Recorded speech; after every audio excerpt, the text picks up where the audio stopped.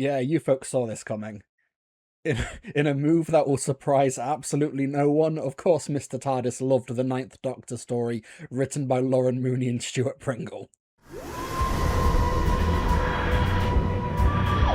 Hello ladies and gentlemen, my name is Mr. TARDIS, and we're back with another Ninth Doctor Big Finish adventure. This is Cloud 8, starring Christopher Eccleston and Billie Piper as the Ninth Doctor and Rose, and written by Lauren Mooney and Stuart Pringle. This is a writing duo from Big Finish that I absolutely adore, and the more I listen to their work, the more I like them. Their contributions to the Torchwood range, the Paternoster Gang, their brilliant story in Zygon Century Infiltration, the Quintessence with the Third Doctor. It's just terrific work. And here we are again with Cloud 8, and cards on the table, I'm just really happy that we're finally away from the Powell Estate. It was good to have a trilogy there, you know, Snare, The Last Days of the Powell Estate, and Dare You. You know, these are fine stories, but it's good to finally get them off-world. Well, we're not really off-world, because in Cloud 8, we're back on Earth, but in the 47th century, and the story predominantly takes place in a cloud city above the surface of the world while it's being terraformed, with the Doctor and Rose landing in High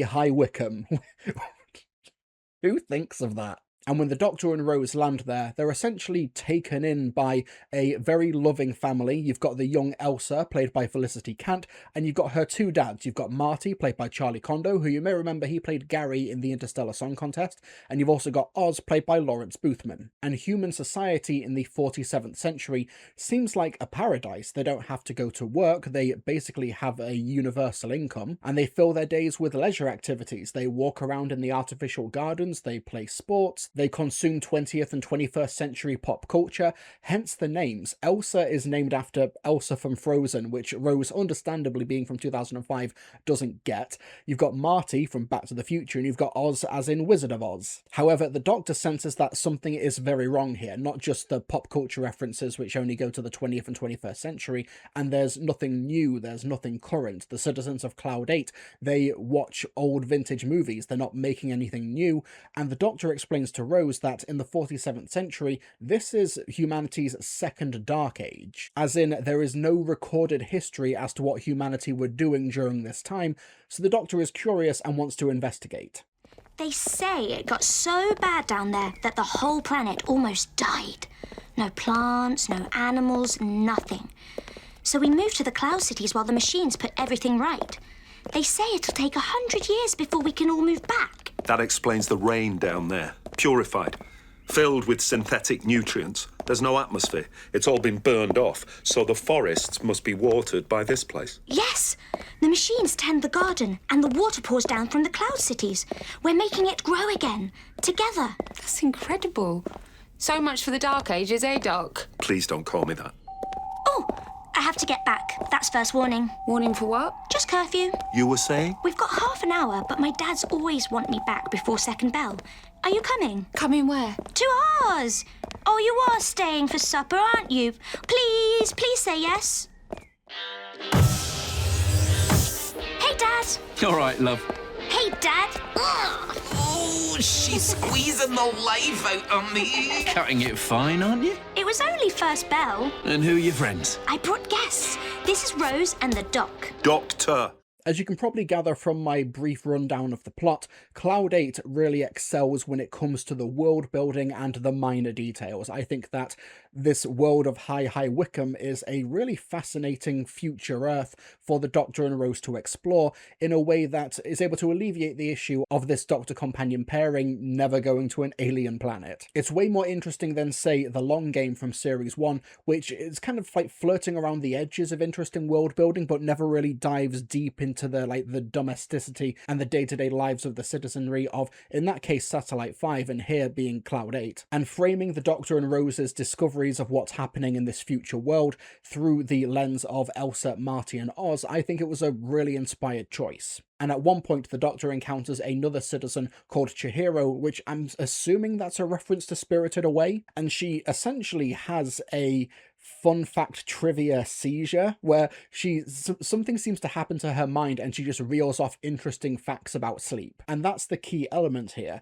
Something about humanity's sleep has been disrupted, and Elsa is the only one in this Cloud City, and maybe even humanity, who's actually having nightmares. What Lauren Mooney and Stuart Pringle have done is they've perfectly married the idea of interesting world building and have made that metatextually fascinating to discuss and analyze, where you have a society that doesn't dream, and when you sleep, when you dream, that's when your body, when your brain stores its long-term memories. And what happens to a society that loses those long-term memories, where you essentially restart the day feeling physically refreshed, but mentally you've started from scratch again. Couple that with this being humanity's second dark age, and you've got this really interesting idea, which could be potentially an allegory for AI, where you have a society that isn't creating anything new, it's just regurgitating, it's just coasting.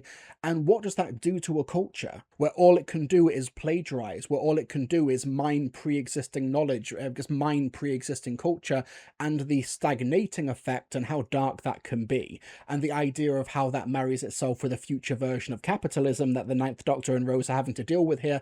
It feels so odd for the Ninth Doctor specifically to say, if the product is free, you're the product, and he says that to Rose, and yeah, it all marries up really well in this story. Cloud 8 clearly has a lot to say, it clearly has a lot on its mind, and it's also drawing from really interesting, like the best of other science fiction. A little bit of Logan's Run, a little bit of Silent Running, a bit 1984, a sprinkling of Open Your Eyes, you know, just these really interesting nuggets of 20th century sci-fi, and it's just being married perfectly here in Cloud 8. But there's also just some really strong character work here. I really liked Billie Piper's performance here. I think her having this great older sister relationship with Elsa is something that we don't really see that often from Rose, and it, you know, but it fits her like a glove. This makes perfect sense. Rose being an only child, she would revel at the opportunity to be an older sister. Felicity Kant is really great as Elsa, though I'm aware that she's being kind of pigeonholed by Big Finish into playing these child roles. She's really, really good at it, but I'd like her at some point to maybe play a role that is her age. And Cloud 8, while I was enjoying it in the moment, I was really invested. When it finished, the more I sat on it, the more I thought about it, the more I just adored it. I think the way the story kind of lulls you into this false sense of security, with the first act being about the world building and the strong character establishing moments here, and then Act 2 where the Doctor and Rose kind of get drawn into this future society, and the really interesting sci-fi concept of your sleep being co-opted starting to affect them both as well, and it kind of seems almost hopeless until you get to the third act where the story really starts to escalate. What I love about Lauren Mooney and Stuart Pringle's work, apart from just their incredible creativity, is their amazing handle on tone, and I think Cloud 8 is a shining example of that, because it feels like part domestic drama, part horror comedy, and also part encroaching doom. Like, there's so many elements to this that I just really appreciated, including but not limited to a closing moments amazing mic drop of a revelation that recontextualizes everything about the whole story when the Doctor and Rose aren't present. I loved the closing moments of the story. This new run of Ninth Doctor adventures with Christopher Eccleston and Billie Piper, I think it's been really strong so far. I think Snell was a strong opener, Last Days of the Powell Estate and Dare You were fine, but Cloud 8 is like the new benchmark for this particular part of the range. I think that it's a really, really strong outing and my favourite of the four so far, by a mile. And with Cloud 8 effectively taking the Doctor and Rose away from the Powell Estate, I really cannot wait to see what they do next. With Pandemonium, which comes out in April. What's this about?